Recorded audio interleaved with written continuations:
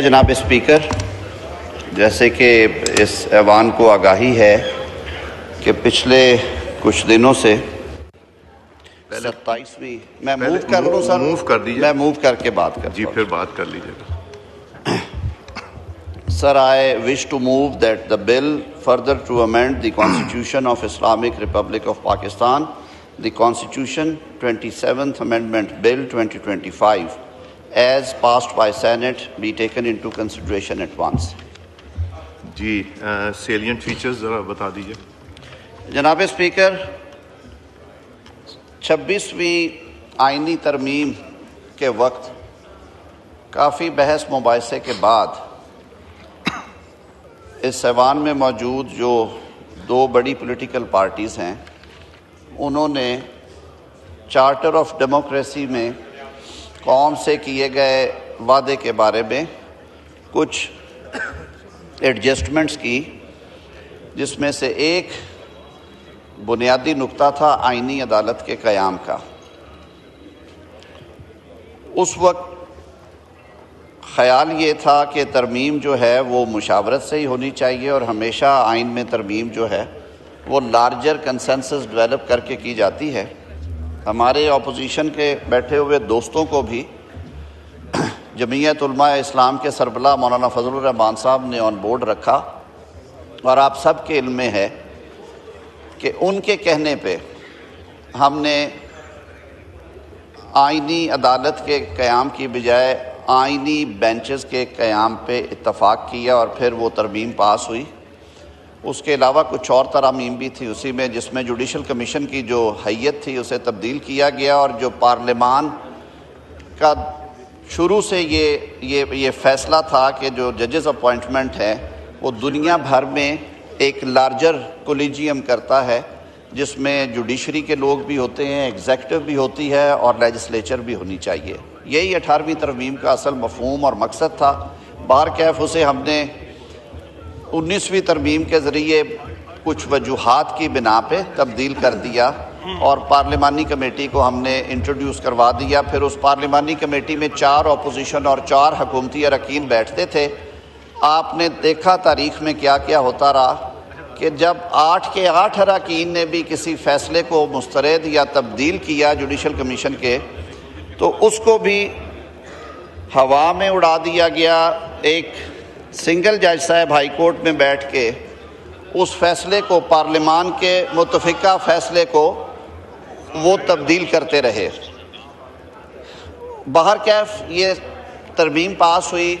Benches پہ پھر یہاں سے اعتراض آئے اور جگہوں سے آئے کہ جی آپ نے جو عدالت کے اندر ایک ایسی عدالت بنا دی ہے، یہ نظام چلتا نظر نہیں آتا. کچھ معاملات تھے بھی سر کہ کئی دفعہ ایسے سینسٹیو آئینی معاملات آئے جو آگے بھی آتے رہیں گے کہ جو کوالٹی ٹائم تھا عدالت کا، وہ 5 یا 6% آئینی مقدمات عدالتی ٹائم اگر گنے تو 30 سے 40% لے گئے. دوبارہ بیٹھے سارے، اور یہ طے کیا گیا کہ جو لانگ سٹینڈنگ ایک ایشو ہے جو کہ 18ویں ترمیم میں بھی حل نہیں تھا ہو سکا، ایک انڈیپینڈنٹ آئینی عدالت کے قیام کا الگ سے، تو اس تجویز پہ ساروں کی رائے لی گئی. جو حلیف جماعتیں ہیں، پاکستان پیپلز پارٹی، ہمارے دیگر حلیف متحدہ قومی موومنٹ، استحکام پاکستان، بلوچستان عوامی پارٹی، ANP، پاکستان مسلم لیگ، ان سب رہنماؤں سے گاہے بگاہے انگیج کیا، اور فائنلی سر یہ کنسنسس ہوا کہ فیڈرل کانسٹیٹیوشن کورٹ جو ہے وہ قائم کر دی جائے. فیڈرل کانسٹیٹیوشن کورٹ کے جو خد و خال ہیں وہ میں آپ کے سامنے رکھ دیتا ہوں، جو اس بل کے ذریعے آج جو آپ کے سامنے پیش کیا گیا ہے. سینٹ آف پاکستان نے 2/3 اکثریت سے پاس کیا ہے. سر وہ وہی ہیں، وہ بالکل وہی ہیں جو چارٹر آف ڈیموکریسی میں طے کیا گیا تھا، یعنی کہ ہم ایک فیڈریشن میں رہتے ہیں، فیڈریٹنگ یونٹس کی وہاں پہ نمائندگی ہوگی، برابر نمائندگی. اور جو دارالخلافہ ہے اسلام آباد ہائی کورٹ، وہ بھی ایک آئینی عدالت ہے، اس کو بھی نمائندگی دی گئی ہے اس میں. ایک تاثر یہ دیا گیا کہ شاید 184(3) کو جو کہ اوریجنل جورسڈکشن ہے آئین کے تحت سپریم کورٹ کی ختم کر دیا گیا، ختم نہیں کیا گیا، اس کو اسی صورت میں وفاقی آئینی عدالت کو سونپا گیا ہے، اور وہ جو پروویژن تھی اس کی پیرامیٹیریا پروویژن جو ہے وہ انٹروڈیوس کروائی گئی ہے آرٹیکل 175(b) کے بعد جو اس کے جورسڈکشن کے ہیں۔ ایک تبدیلی ضرور کی گئی ہے جو کہ سینیٹ آف پاکستان نے بل پاس کیا، اور کمیٹی میں دونوں ایوانوں کی جوائنٹ کمیٹی سر اس کو دیکھتی رہی۔ ہماری خواہش تھی کہ ہمارے اپوزیشن کے دوست بھی اس میں بیٹھتے، یہ ایک ان کی آئینی ذمہ داری تھی۔ باہر کیف انہوں نے باوجود اپنے ان کی پرائورٹیز کے یہ مناسب نہیں سمجھا کہ اس انتہائی حساس اور اہم معاملے میں وہ اپنی آراء سے ہمیں نوازیں۔ جمعیت علماء اسلام کی طرف سے سینیٹر کامران مرتضیٰ صاحب اور محترمہ عالیہ کامران صاحبہ نے شرکت کی، لیکن پارٹی ڈیسیژن کی وجہ سے انہوں نے بھی بعد میں شریک ہونے سے معذرت کی۔ جن سیاسی جماعتوں نے پارلیمانی جماعتوں میں دونوں ایوانوں سے اس میں شمولیت اختیار کی، ان کے میں نام لے چکا ہوں۔ تو 184 کو جب ڈسکس کیا تو سر بازی کے تاریخ کے جھروکوں میں گئے۔ ایک اختیار جو کہ دنیا کی بہت ساری جورسڈکشنز میں نہیں ہے، اس پہ بحث و مباحثہ کیا گیا، جسے ہم سو موٹو کہتے ہیں، اور جسے سن کے اچھے خاصے لوگ جو ہیں ان کے پسینے جاری ہو جاتے ہیں کہ وہ ایک ایسا افرید کے طور پہ ہمارے عدالتی نظام میں آیا کہ اس سو موٹو کی نظر کبھی کوئی وزیر اعظم ہو گیا، کبھی کوئی سرکاری ملازم ہو گیا، کبھی کوئی اداکار یا اداکارہ ہو گئے، اور کبھی ملک کی یا معاشی نظام ہی بٹھا دیا اس سو موٹو نے۔ کس کس کا ذکر کریں؟ اسٹیل مل سے شروع کریں، ریکو ڈیک کے 9 ارب ڈالر کے جرمانے سے شروع کریں جناب اسپیکر، ہسپتالوں کے دورے چیف جسٹس صاحب کرتے تھے اس سے شروع کریں، وہ جو انہوں نے ڈیم بنانے تھے اس کی طرف جائیں، یا منتخب وزیر اعظم کو گھر بھیجنے سے شروع کریں یوسف رضا گیلانی صاحب کو، پھر ایک اور منتخب وزیر اعظم کو گھر بھیجنے کا ایک منصوبہ ہوا، اسی سو موٹو کی نظر ہو گیا 184 میں، وہ درخواست بھی تھی خیر اس میں میاں محمد نواز شریف صاحب کو۔ ہم نے یہ بھی دیکھا کہ سامان سے کوئی چیز نکل آئی ہے جو کہ کسٹم ایکٹ کے تحت ممنوع ہے اور اس کا جرمانہ ہے، پتہ چلا جو اس پہ بھی سو موٹو ہو گیا ہے۔ تو جناب اسپیکر، جو سو موٹو کا اختیار ہے آئینی عدالت کا، وہ سینٹ میں جو بل پاس ہوا ہے اسے ختم کیا گیا ہے۔ اپروپریٹ اپلیکیشن کے اوپر درخواست آئے، کورٹ سیٹسفائی کرے کہ یہ جو کرائیٹیریا ہے 184(3) میں، کہ یعنی کہ انفورسمنٹ آف فنڈامنٹل رائٹس بھی ہو مسئلہ سامنے آپ کے، اور اس کے ساتھ ساتھ وہ عوامی پبلک امپورٹنس کا بھی میٹر ہو، کسی فرد واحد کو گرل کرنے کے لیے یہ استعمال نہیں ہوگا۔ جناب اسپیکر، اس سے آگے چلتے ہیں، ججز کی ٹرانسفر کے اوپر جو تجاویز آئیں ان کو بھی بغور اس کا جائزہ لیا گیا۔ آرٹیکل 200 کے تحت صدر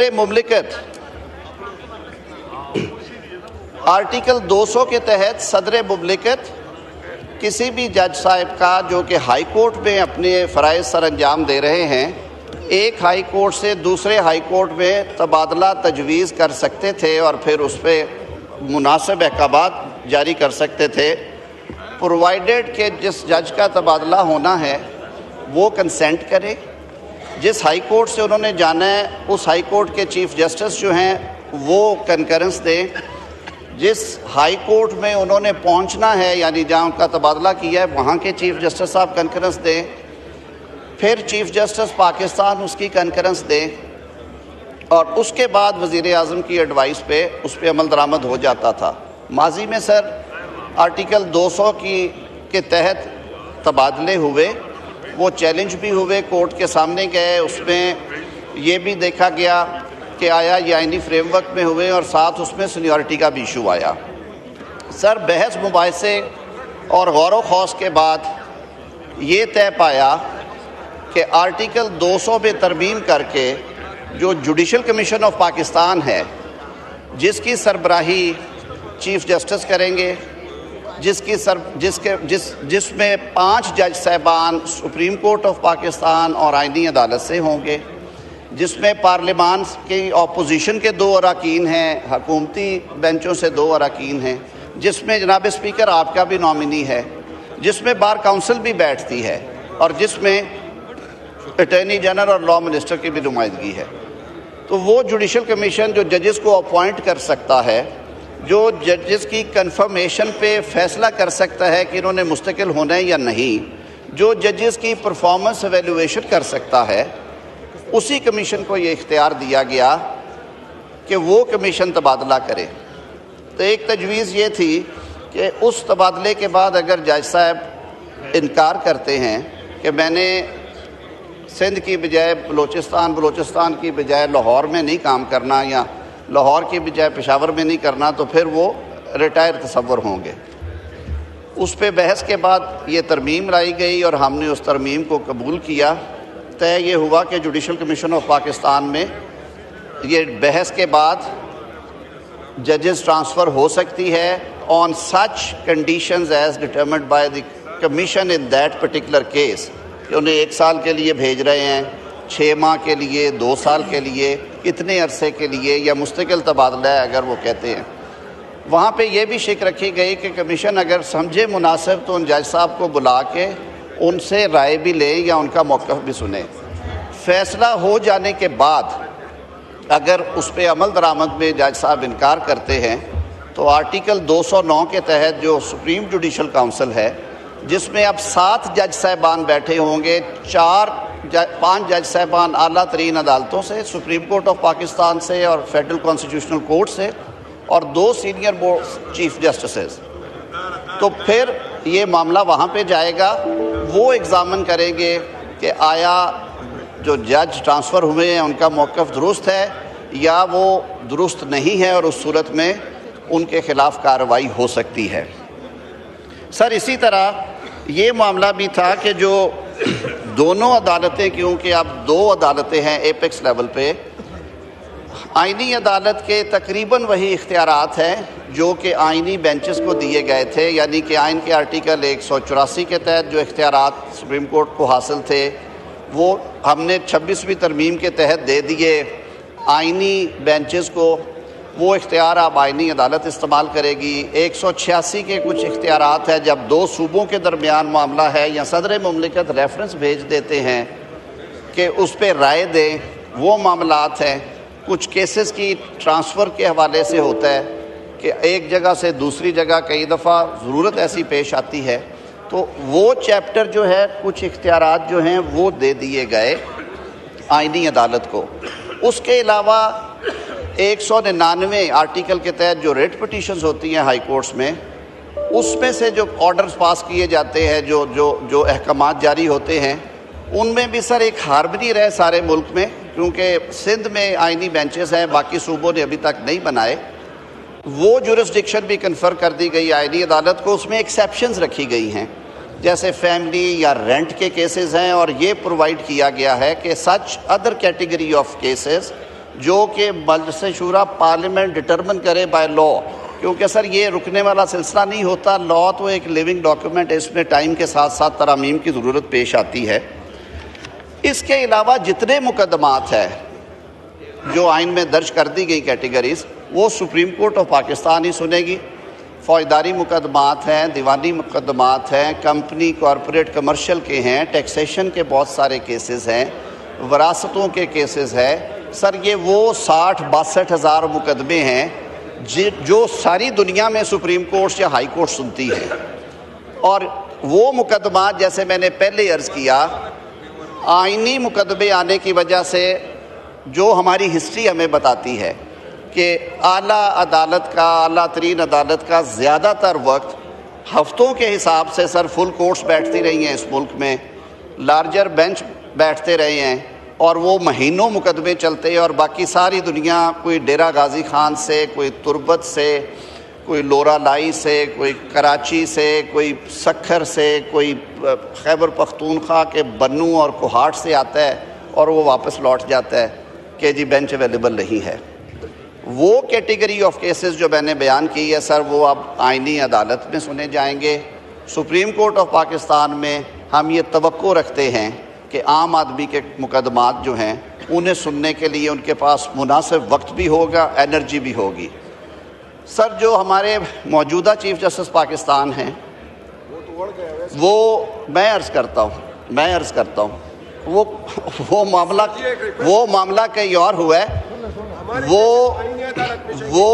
وہ اسی طرح سے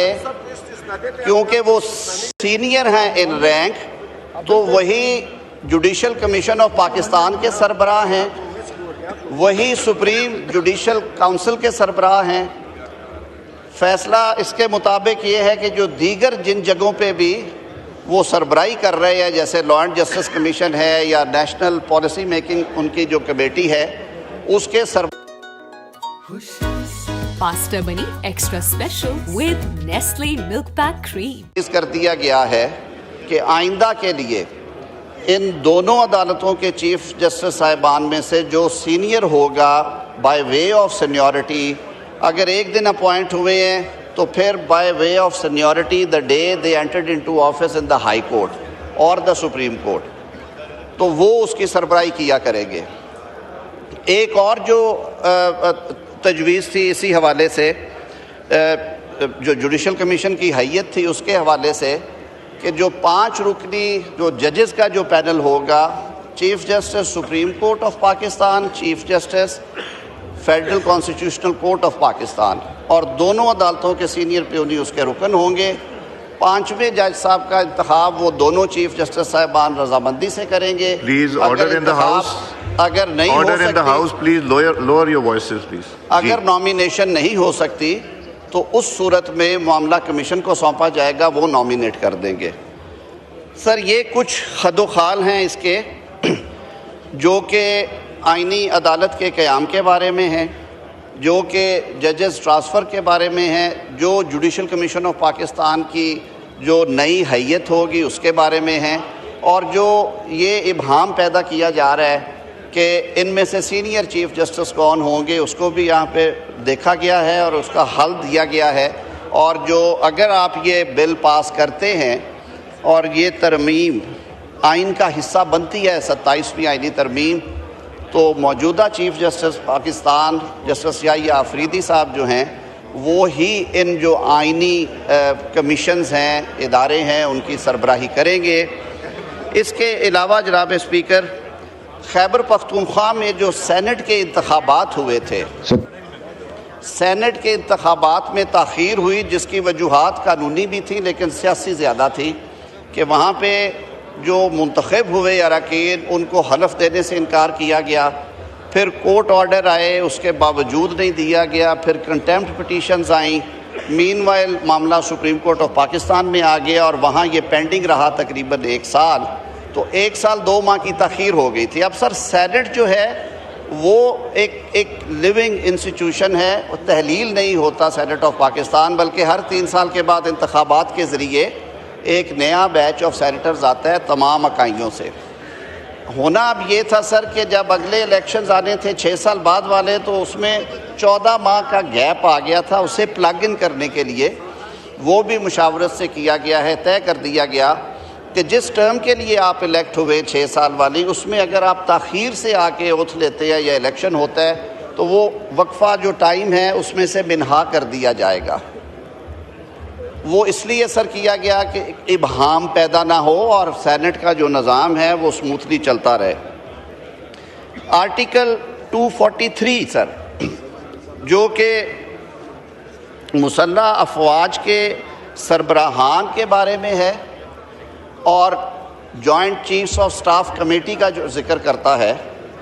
ہم سب کو معلوم ہے کہ 1973 سے پہلے مختلف ادوار میں جو ڈسپنسیشن تھی وہ کیا تھی، اور یہ بھی معلوم ہے کہ دنیا کے دیگر ممالک میں یہ اپوائنٹمنٹس کس طرح سے ہوتی ہیں اور رینکس کیا ہیں۔ جناب اسپیکر، مئی 2025 میں یہ ایوان اسی طرح آباد تھا جب ہمارے ہمسایہ ملک بھارت نے پاکستان پہ بلا اشتعال حملے کیے اور ہماری جو سوورینٹی ہے ٹیریٹوریل اس کو چیلنج کیا۔ ہم لوگ اسی ایوان میں جمع رہے، دونوں اطراف سے باتیں ہوئیں۔ میں یہ بات بڑے فخر سے کہہ سکتا ہوں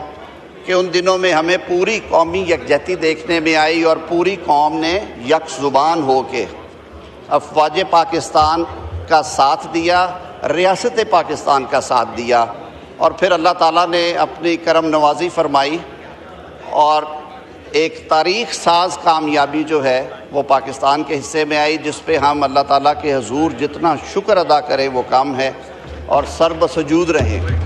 جناب اسپیکر، اس کی پذیرائی نہ صرف ملک کے اندر ہوئی بلکہ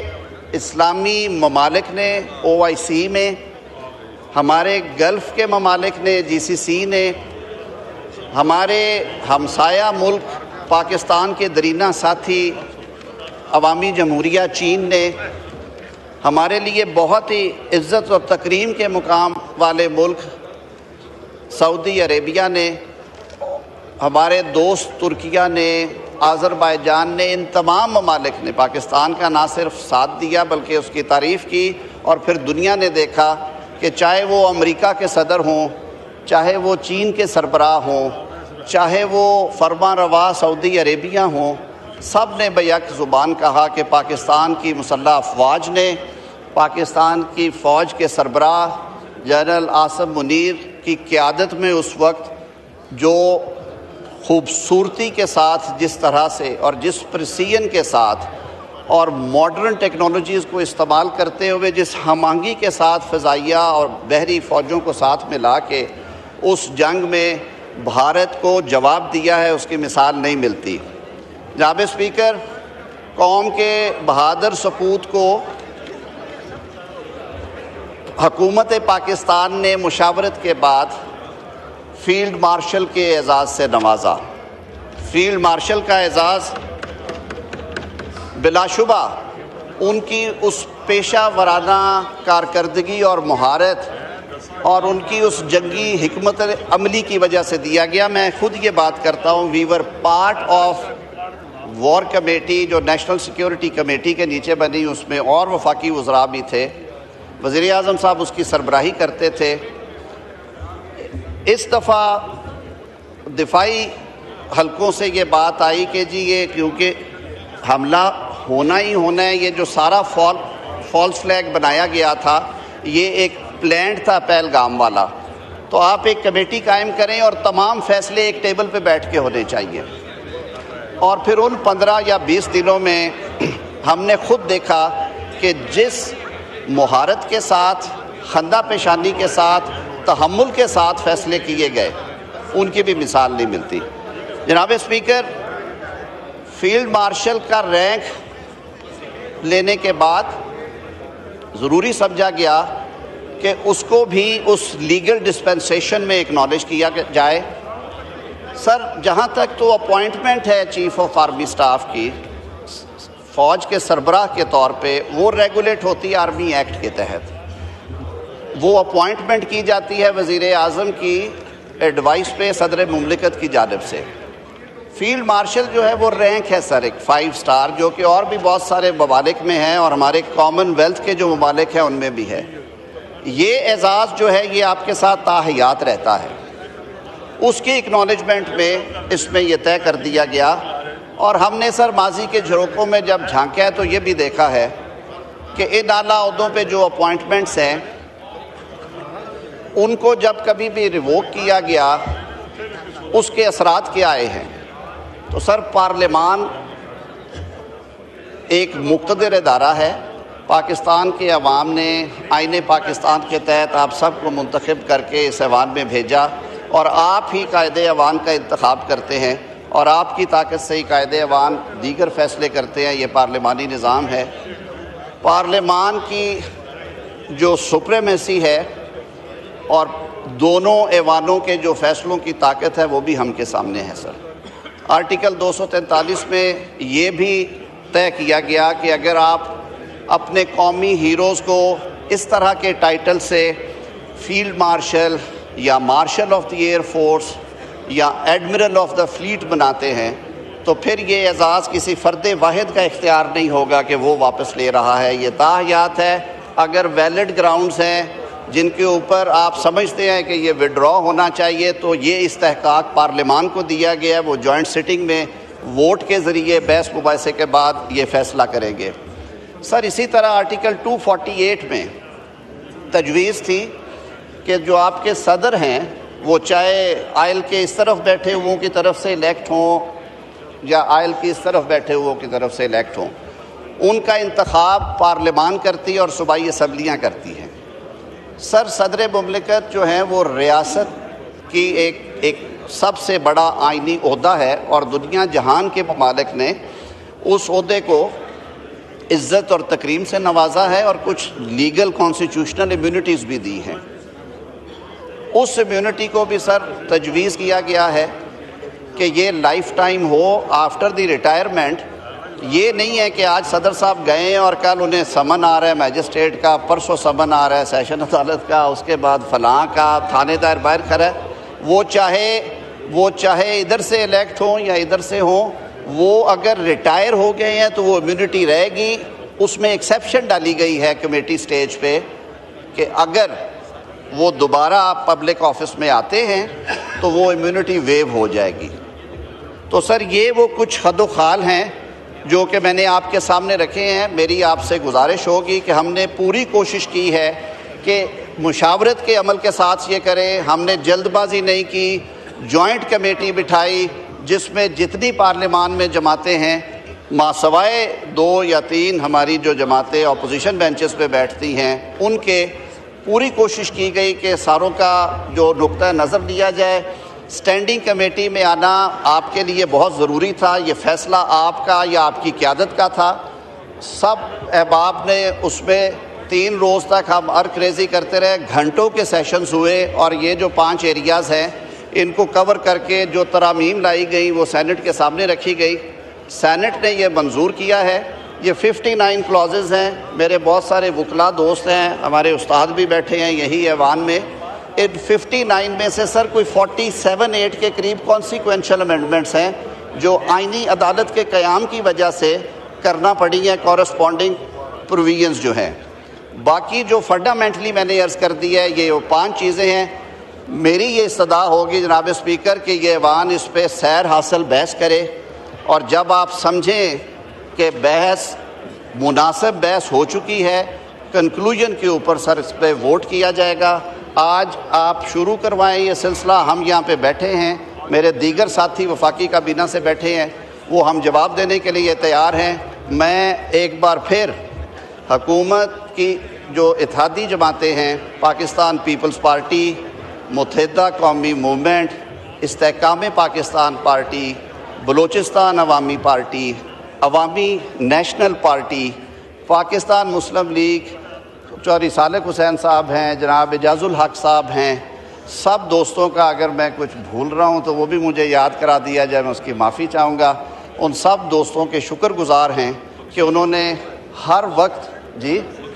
میں نے ان کا بلوچستان عوامی پارٹی کا ذکر کیا ہے، انہوں نے ہماری رہنمائی بھی فرمائی اور ہماری معاونت بھی کی. میں آخری بات یہ کروں گا، میری یہ استدعا ہوگی اپوزیشن کے دوستوں سے کہ آپ نے آج جس تحمل کے ساتھ اس کے خد و خال سنے ہیں یہی بردباری اور تحمل نظر آنا چاہیے سر آئل کی دونوں طرف. ہم ایک دوسرے کو سنیں، ایک دوسرے کی تصحیح کریں، جو جائز بات ہیں اس پہ دوبارہ سر جوڑ کے بیٹھے اور اس عمل کو آگے چلائیں. بہت شکریہ.